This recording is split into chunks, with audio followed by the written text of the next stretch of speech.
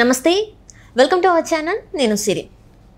కుప్పంలో చంద్రబాబు నాయుడు గారు ఇల్లు కట్టుకోవాలంటే అక్కడ లంచం అడిగిన ఉద్యోగి అంటే ఒక కలెక్టర్ అక్కడ విచారణ చేపట్టక అది నిజమని తేలింది. అయితే మరి తన మీద యాక్షన్స్ తీసుకుంటారా లేదా, ఎలాంటి పరిస్థితులు ఇప్పుడు అక్కడ ఉండబోతున్నాయి అనేది మనకు వివరించడానికి మనతో పాటు ఉన్నారు ప్రముఖ రాజకీయ విశ్లేషకులు కేవీవి ప్రసాద్ గారు. నమస్కారం సార్. ఇప్పుడు చూస్తుంటే గతంలో కుప్పంలో చంద్రబాబు నాయుడు గారు అంటే అప్పుడు ఆ టైంలో ఎక్స్ సీఎం తన ఊళ్ళో తన ప్లేస్లో ఇల్లు కట్టుకోవాలంటే అక్కడ ఉన్న అధికారి ఎవరైతే ఉన్నారో డిప్యూటీ సర్వేరియర్ ఎవరైతే హుస్సేన్ అతను వచ్చేసి లంచం అడిగాడని చెప్పేసి అయితే వార్తలు వచ్చినాయి. కలెక్టర్ గారు విచారణ చేసిన వెంటనే ఏమంటే అది నిజమని తెలిసిపోయింది.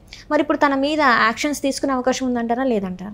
ఇప్పుడు వైసీపీ ప్రభుత్వం ఉన్నప్పుడు వైసీపీ ప్రభుత్వంలో అధినాయకుడి గురించి చెప్పక్కర్లేదు, అదొక పెద్ద తుగ్లక్ జమానా. అది జగన్మోహన్ రెడ్డి గురించి మనకు తెలిసిందే విషయం. సో ఎమ్మెల్యేలు కానీ ఎంపీలు కానీ మినిస్టర్లు కానీ కింద స్థాయి నాయకులు కానీ ఇటు ఎంప్లాయీస్ అందరూ కూడా రెచ్చిపోయారమ్మా. అంటే మీరు ఆలోచించండి, ఇప్పుడు బాబు గారు ఒక ప్రతిపక్ష నాయకుడు, టీడీపీకి జాతీయ అధ్యక్షుడు.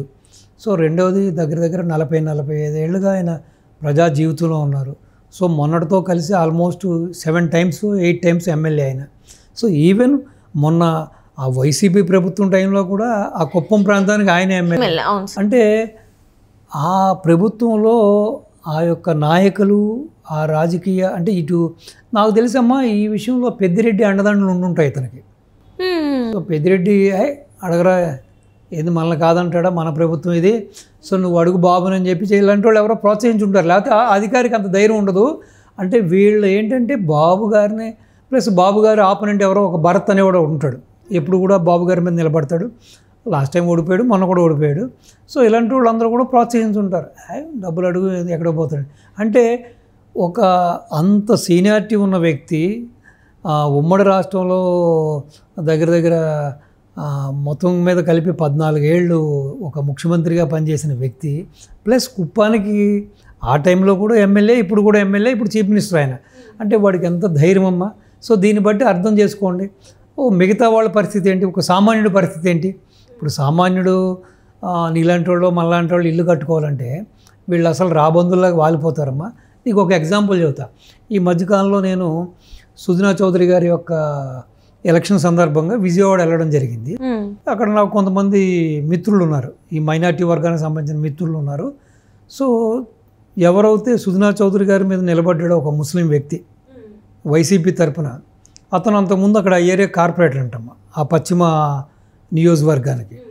సో మన ఇంటి ముందు ఇటుకలో ఆ కన్స్ట్రక్షన్ మెటీరియల్ ఉంటుంది కదమ్మా, సిమెంటో లేకపోతే ఆ నల్లరాళ్ళలో కంకర్రాళ్ళలో ఇసుకో రాగానే కావాలని చెప్పి కొంతమంది ఉద్యోగస్తుల్ని ఆ ఇంటి ఓనర్ దగ్గరికి పంపించి వాళ్ళని భయభ్రాంతులు చేసేవాడంట.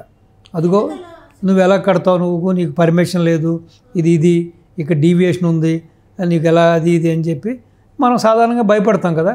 ఆ భయపడితే మరి ఏం చేద్దామంటే మీ కార్పొరేటర్ గారు ఉన్నారు కదా, మీ కార్పొరేటర్ గారు హెల్ప్ తీసుకో, మీరందరూ ఓట్లేసి అతను గెలిపించారు కదా అని చెప్పి చెప్పడం. అప్పుడు ఈ కార్పొరేటర్ దగ్గరికి వెళ్ళి వీళ్ళు మొరబెట్టుకుంటారు. ఇది సేమ్ అదే సామాజిక వర్గం పాపం, వాళ్ళంతా కూడా ముస్లిమ్సే, మెజారిటీ ముస్లిమ్సే. అంటే అక్కడ అన్ని వర్గాలు ఉన్నాయి. సో అసలు చెబుతున్నాను అంటే వాడికి ఇంకా ఈ యొక్క లంచం తీసుకోవడానికో లేకపోతే ఇటువంటి ఏదో పనులు చేయడానికి కులం లేదు, మతం లేదు, మన ఏమీ లేదు. సో ఎవరైతే తనవాడు మనవాడు అని చెప్పి వాళ్ళు ఓన్ చేసుకుని వాడిని కార్పొరేట్ చేశారో అక్కడికి వెళ్ళగానే వీడు ఏమి ఎరగనట్టుగా అలాగా వచ్చారా, బెదిరించారా, సో నేను కనుక్కుంటానులే, నేను చూస్తానులే, డోంట్ వర్రీ, నేను దాన్ని సార్ట్అవుట్ చేస్తానని చెప్పి పంపించేవాడంట. సో తర్వాత మళ్ళీ ఒక 2 రోజుల తర్వాత 3 రోజుల తర్వాత మళ్ళీ ఏమైందని అడుగుతాం కదా. అడిగినప్పుడు అవునయ్యా నేను మాట్లాడాను, అక్కడ చాలా ఇష్యూ ఉందంట, అది అంత ఈజీ కాదంట, దానికి ఏదో 2 లక్షలు అవుద్దంట, 3 లక్షలు అవుద్దంట, 5 లక్షలు అవుద్దంట, లేకపోతే అది చాలా ప్రాబ్లం అంట, అది ఇది అని చెప్పి వీడే బ్లాక్మెయిల్ చేసేసి సో వాళ్ళు చెప్పినట్టుగా అధికారులు చెప్పినట్టుగా వాళ్ళ దగ్గర నుంచి ఆ డబ్బులు తీసేసుకునేవాడు. తీసుకుని ఏదో ఎవరైతే అధికారులను పంపించాడో వాళ్ళకి ఏదో కొంచెం తృణం పనం ఇచ్చి ఆ మేజర్ మనీ వీడు ఆ విధంగా పీల్చి పిప్పి చేశాయంట ఆ కార్పొరేటర్గా తను అక్కడ ఉన్న అంతకాలం. అందుకునే పోయినసారి మొన్న జరిగిన ఎలక్షన్లో ఎప్పుడూ లేని విధంగా యాక్చువల్గా ఏంటంటే బీజేపీ అంటే ముస్లిమ్స్కి పడదు కదా, సాధారణంగా ముస్లిమ్స్ వ్యతిరేకం ఆ పార్టీకి. అటువంటి వాళ్ళు కూడా వన్ సైడ్ ఓటింగ్ వేసి ఏదో ఒక 10,000 లోపు మెజార్టీతో నగ్గుతాడు చౌదరి గారు, లేకపోతే 5,000 6,000 అనుకున్న చోట దగ్గర 47,000 చిల్లర మెజార్టీతో చౌదరి గారిని అంటే ముస్లిమ్స్ కూడా వన్ సైడ్ ఓటు చేశారమ్మా బీజేపీకి. అంటే మనుషులు అక్కడ ఉన్న ప్రజలు అంత విసిగిపోయారు వాళ్ళ పాలనతో.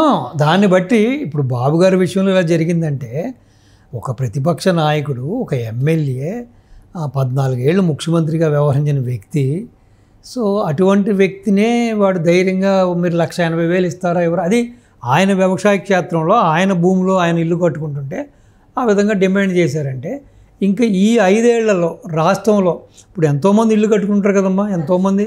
సో వాళ్ళందరి పరిస్థితి ఏంటి, ఏ విధంగా వీళ్ళు రాబందుల్లాగా వాళ్ళని పీల్చి పిప్పి చేశారు, ఏ విధంగా పీక్కు తిన్నారో మీరు ఆలోచించండి. సో ఇప్పుడు కలెక్టర్ గారు ఏం చేశారు, అది నిజ నిర్ధారణ కమిటీ ఉంటుంది కదా, దాన్ని ఎంక్వైరీ పెట్టారు. ఎంక్వైరీ పెట్టగానే ఎస్ ఇట్ ఈస్ ట్రూ అని పోయింది కాబట్టి ఏమంటే అతన్ని విధుల నుంచి తప్పించడం జరిగింది, సస్పెండ్ చేయడం జరిగింది. సస్పెండ్ చేయడం కాదు, అసలు ఇలాంటి వాళ్ళని ఏం చేయాలంటే అసలు ఒక కఠినమైన శిక్షలు వేయాలి వీళ్ళకి. అంటే వీళ్ళ మీద కాకుండా వీళ్ళ వెనకాల ఎవరు ఉన్నారో వాళ్ళ మీద కూడా చేస్తే మంచిగా ఉంటుందని అనిపిస్తుంది సార్. ఎందుకంటే వాళ్ళు ప్రేరేపించడం వల్లే వీళ్ళకి ధైర్యం వస్తుంది, ధైర్యం వచ్చి ప్రజల మీద ఇలాంటివి దాష్టికాలకి పాల్పడుతున్నారు. ఒక్కసారి వాళ్ళ వెనకాల ఎవరు ఉన్నారో కనుక్కొని వాళ్ళ మీద కూడా చేస్తే ఇప్పుడున్న వాళ్ళైనా కొంచెం సెటిల్ అవుతారు కదా. ఇప్పుడు కుప్పం అని కాదమ్మా, ఈ యొక్క కుప్పము, పొంగనూరు కొన్ని ఏరియాల్లో తీసుకుంటే ఇప్పుడు ఇది కాదు, రాష్ట్రం అంతా కూడా జరిగింది. ఎస్పెషల్లీ కొన్ని ఇప్పుడు పెద్దిరెడ్డి ఏరియా తీసుకుంటే, నువ్వు పెద్దిరెడ్డి ఏరియాలో ఈ రోజున పెద్దిరెడ్డి కొడుకు కానీ ఆయన కానీ వాళ్ళ సొంత ఊళ్ళో తిరగలేని పరిస్థితి ఏర్పడింది. ప్రజలందరూ వ్యతిరేకిస్తున్నారు, మీరు బయటకు వస్తే మిమ్మల్ని కొడతామనే విధంగా ప్రజలు ఉన్నారు. ఎందుకంటే ఆ ఏరియా అంతా కూడా మామిడి తోటలు ఎక్కువ అమ్మ, ప్లస్ పాడి మీద ఆధారపడిన విలేజెస్ అన్నీ కూడా, ఆ చుట్టుపక్కల పొంగనూరు అంతా కూడా బాగా పాల వ్యాపారం చేస్తారు. సో ఆ మామిడి తోటల్లో పండే మామిడికాయలు కూడా వీళ్ళు చెప్పిన రేటుకి ఆ రైతులందరూ వీళ్ళకి పెద్దిరెడ్డి ఫ్యామిలీకి అమ్మాలి. అలా కాకుండా ఎవరికి అమ్మడానికి వీల్లేదు. లేదంటే ఆ తోటలు నాశనం చేయడం, వాళ్ళని హింసించడం, కొట్టడం, లేకపోతే కొత్త కేసులు పెట్టి వాళ్ళని జైల్లో వేయించడం చేస్తారు. అదేవిధంగా పాలు కూడా ఆ పెద్దిరెడ్డి ఫ్యామిలీకే అమ్మాలి. ఇదంతా సినిమాలో చూసినట్టు అది కూడా ఏంటి పోనీ ఏదైనా మార్కెట్ రేటు ప్రకారం మార్కెట్లో ఉన్న రేటే కాదు, వీడిచ్చిందే రేటు. సో దాన్ని వీళ్ళందరూ తీసుకుని ఒక మాఫియాలాగా మా పెద్దిరెడ్డి ఫ్యామిలీ వాళ్ళకి సంబంధించిన డైరీ ద్వారానో లేదా వాళ్ళకి వేరే డైరీకో వీళ్ళు మళ్ళీ ఎక్కువ రేటుకి అమ్ముకుంటారు. అంటే ఎంత నీచమైన బతుకులమ్మా వీళ్ళవి. అంటే నేను చిన్నప్పటి నుంచి వెళ్ళి సార్ ఇవన్నీ సినిమాలలో చూసాను, కానీ రియల్ లైఫ్లో కూడా ఇంత ఘోరంగా ఇప్పటికీ మనుషులు ఉన్నారంటారా? మరి 100% ఇంకోటి చెబుతున్నానమ్మా, ఎన్టీ రామారావు అనే వ్యక్తి రాజకీయాల్లోకి రాకుండా ఉంటే ఈ రోజున ఉమ్మడి రాష్ట్రాలైన మన ఆంధ్ర కానీ తెలంగాణ కానీ పరిస్థితి ఎలా ఉండేదో ఊహించుకోవడం కష్టం. ఎవరైతే ఇప్పుడు ఈ ఫ్యాక్షనిస్టులు ఉన్నారో, లేకపోతే ఈ యొక్క ఫోడల్ మెంటాలిటీ ఉన్నవాళ్ళు ఉన్నారో, లేకపోతే పట్వారీ విధానం ఇక్కడ తెలంగాణలో ఉందో, వీళ్ళందరూ కూడా ఇంకా నిమ్న జాతులు, ఎస్సీలు, ఎస్టీలు, బీసీలు, మైనార్టీస్, వీళ్ళందరినీ కూడా కట్టు బానిసలుగానే పెడుతురు వీళ్ళు. ఆ మహానుభావుడు వచ్చాడు కాబట్టి సామాన్యులందరూ కూడా రాజకీయ నాయకులు అయ్యారు, ఎమ్మెల్యేలు అయ్యారు, మినిస్టర్లు అయ్యారు. కాబట్టి సొసైటీలో కొంతైనా మార్పు వచ్చింది. ప్లస్ ఏదైతే చదువుకు దూరంగా ఉన్నారో వాళ్ళందరూ కూడా చదువుకోవడం జరిగింది. కాబట్టి ఈ రోజున ఒక భావస్వేచ్ఛ వచ్చింది, ఒక ఆర్థికంగా స్వావలంబన వచ్చింది. కాబట్టి ఇంకా రాష్ట్రం ఇలా ఉంది కాబట్టి అమ్మ, లేకపోతే ఇంకా మనం అనుకున్నట్టుగా ఈ పాలిగాళ్ళ పాలనలోనే కానీ మన ఈ రాష్ట్రాలు రెండు ఉండుంటే సో ఏ విధంగా ఉండేది చూశారు కదా. గత 10 ఏళ్ళుగా ఇక్కడ కేసీఆర్ కుటుంబం ఏ విధంగా పాలించింది చూశారు కదా. ప్రతిపక్ష నాయకులకు కానీ ప్రజలకు కానీ ఏమైనా స్వేచ్ఛ ఉందా? అదేవిధంగా జగన్మోహన్ రెడ్డి టైంలో ఏమైనా స్వేచ్ఛ ఉందా? సో కాబట్టి ఇవన్నీ కూడా కఠినంగా శిక్షించాలి, వీళ్ళందరినీ కూడా కఠినమైన యాక్షన్ తీసుకోవాలి. ఇంకా ఫ్యూచర్లో ఎవడైనా సరే ఈ విధంగా లంచం అడగాలంటేనే భయపడే విధంగా చట్టంలో కూడా మార్పులు తీసుకురావాలి. ఖచ్చితంగా ఇప్పుడున్న చట్టంలో కూడా చాలా లొసుగులు ఉన్నాయి. ఏదో వెళ్తాడు, కోర్టుకు వెళ్తాడు, లాయర్ని పట్టుకుంటాడు, మళ్ళీ బయటకు వస్తాడు, మళ్ళీ యథా రాజా తదా ప్రజ. మనం చాలామంది చూసాం, నేను చాలామందిని కూడా చూసా. ఏసీబీ అంటారు, ఏసీబీ రైడ్ అంటారు, పట్టుకుంటారు, వాడి ఇంట్లో డబ్బు దశకం అన్నీ దొరుకుతుంది. మళ్ళీ మామూలే, మళ్ళీ 6 నెలలు తిరగకుండా, సంవత్సరం తిరగకుండా మళ్ళీ విధుల్లోకి వచ్చిన ఎంప్లాయీస్ని చూశాను.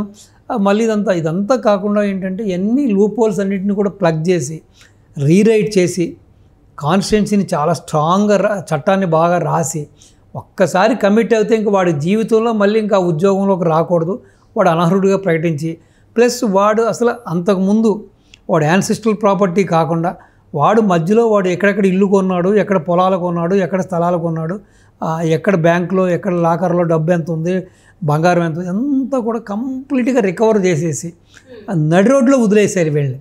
సో దాన్ని చూసైనా అరే ఉన్నది కూడా పోతుందిలే బాబు అని చెప్పి ఆ ఎంప్లాయీస్లో కూడా భయం పుట్టాలి, ఆ మార్పు రావాలమ్మా. ఆ దిశగా కూడా ఈ రాష్ట్రం కానీ కేంద్ర ప్రభుత్వం కానీ ఆ దిశగా అడుగులేసి చట్టాలన్నింటిని కూడా రీరైట్ చేసి కఠినాతి కఠినమైనవి, ఎందుకంటే సామాన్యుల్ని వీళ్ళ విధంగా పీకు తినడం చూస్తున్నాం మనం. అసలు చిన్న చిన్న ఉద్యోగస్తులు కూడా 1000 కోట్ల ఆస్తులమ్మా, మరి ఎక్కడి నుంచి వస్తాయో చెప్పమ్మా. Right sir, right, thank you so much sir. నమస్తే అమ్మా.